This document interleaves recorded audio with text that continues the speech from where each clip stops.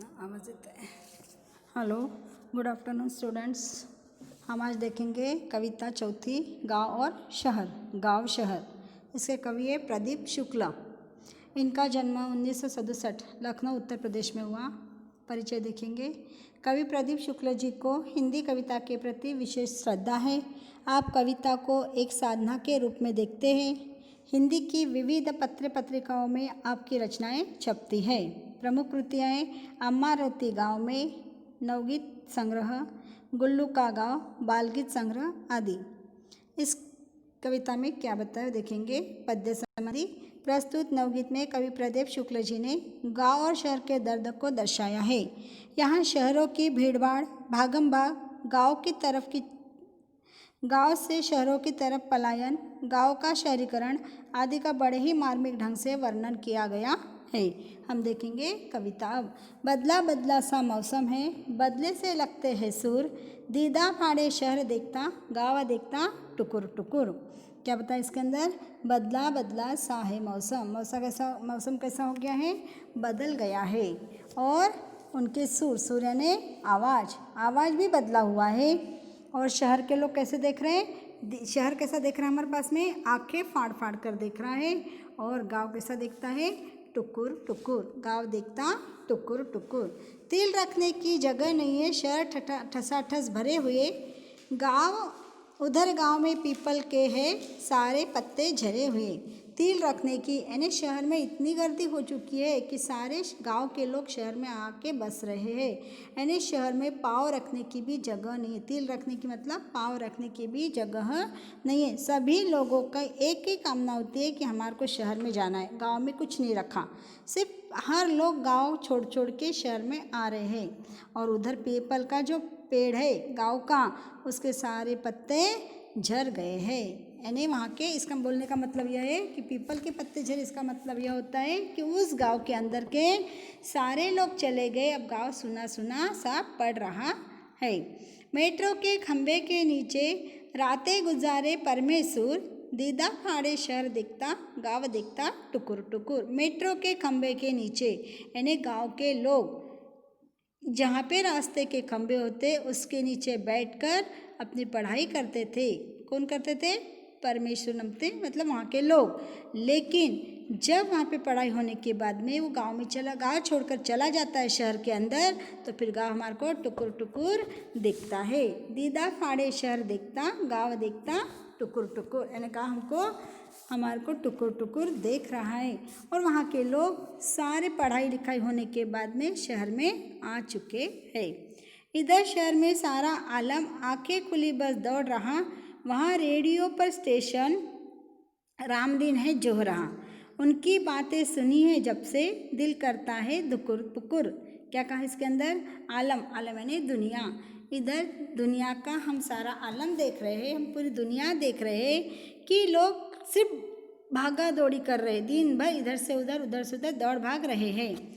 और आंखें खुली बस दौड़ रहा, सिर्फ दौड़ने की कोशिश कर रहा है वो, ये गाड़ी से भागो वो गाड़ी में, क्योंकि शहर में पाँव रखने की भी जगह होती नहीं। और दिन भर उनका इतना व्यस्त होता है कि उनको टाइम बिल्कुल उनके पास में रहता ही नहीं है।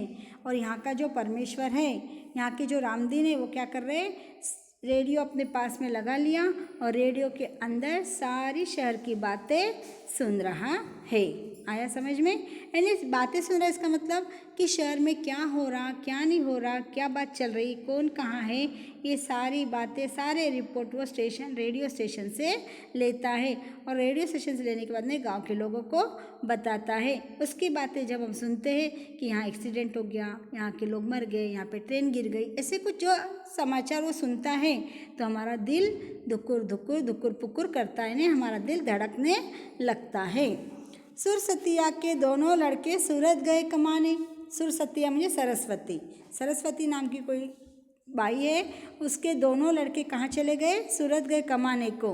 गेहूं के खेतों में लेकिन गिल्ली लगी घमाने, इसका मतलब गिलहरी, गिल्ली का मतलब गिलहरी लगी घमाने धूप खाने के लिए गिल्ली वहाँ पे, यानी गेहूं के खेत लहरा रहे हैं। और उसके दोनों बच्चे कहाँ चले गए, सूरत चले गए हैं। और सूरत जाने के बाद में वो वहाँ पे कमाने लगे हैं। लेकिन यहाँ पे जो उनका गेहूँ आ चुका है, गेहूँ के अंदर जो उसके बीज आ चुके हैं तो धूप खा रहे हैं और उसके ऊपर गिलहरी घूम रही है। लंगड़ा कर चलती है गैया, सड़कों ने खा डाले खूर, दीदा फाड़े शहर देखता, गाँव देखता टुकुर टुकुर। लंगड़ती चलती है गैया, सड़कों ने खा डाले खूर। जब गैया चलती है तो उसके खुर घिस गए। उसके पूरे कहाँ पे घिसे? सड़कों पर चलते चलते। गैया को गांव के अंदर मिट्टी में चलने की आदत होती है तो उनके खुर घिसते नहीं, लेकिन जब वो सड़क पे जा रही है, सड़क से चल रही है, तो उसके पूरे खुर घिस गए हैं। इसलिए क्या बोल रहे वो कि शहर हमको कैसा देख रहा? आंखें फाड़ फाड़ कर देख रहा है और गांव के लोग हमारे रास्ता देखते देखते टुकुर टुकुर हमको देख रहे हैं। आया समझ में इन कविताओं का अर्थ? अब देखेंगे हम इसके प्रश्न उत्तर क्या बताए। जो देखो शब्दार्थ देखो। दीदा, दीदा यानी आँख, दृष्टि, निगाह। परमेश्वर, परमेश्वर एक नाम। आलम, दुनिया, जगत और जहान। गिल्ली, गिलहरी। गाय यानी गैया और घमाना यानी धूप खाना। अब आपको लिखना है सूचना के अनुसार कृतियाँ पूरी करो। तुलना करना है आपको, गांव कैसा है और शहर कैसा है। तो गांव के अंदर मेट्रो के खंभे के नीचे लोग पढ़ाई करते हैं और पढ़ाई होने के बाद में शहर में चले जाते हैं नौकरी ढूंढने के लिए। गांव में पूरी जगह खाली है, शहर के अंदर तिल रखने की भी जगह नहीं है। और सारा आलम, शहर का सारा आलम देखने के लिए रामदीन रेडियो पे उनके समाचार सुन रहा है और शहर के अंदर आए दिन ये मरा, ये ऐसा हो गया, ऐसे न्यूज़ आ रही है। ये इतना फ़र्क आपको उसमें लिखना है। समझ में आया? उसके बाद में दूसरा प्रश्न है। दूसरा प्रश्न बताया अपने को, उचित जोड़ियाँ मिलाओ। मेट्रो, मेट्रो कहाँ पे है? कस्बे में है। और पीपल, पीपल गाँव। ठीक है, मेट्रो शहर के नीचे आएगा, मेट्रो का शहर आएगा और गाँव आएगा, पीपल आएगा गाँव में। गाँव का देखना, गाँव कैसा दिखता है? टुकुर टुकुर। और शहर कैसा दिखता है? दीदा फाड़े। शहर कैसा दिखता है हमको? दीदा फाड़े शहर दिखता और गाँव दिखता टुकुर टुकुर।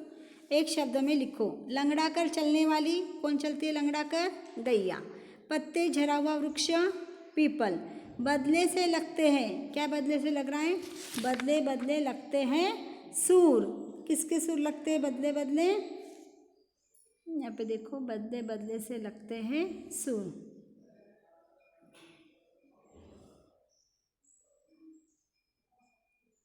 कहाँ गया रे? हाँ, ये यहाँ पे बदला बदला सा है मौसम, बदले बदले लगते सूर, मतलब आवाज़ बदले बदले गांव के लोगों के।